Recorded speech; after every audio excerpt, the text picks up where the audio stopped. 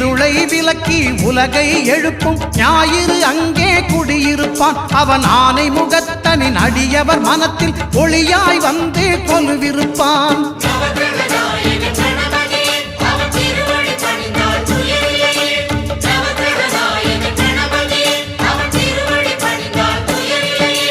ஒன்பது கோளும் ஒன்றாய் காண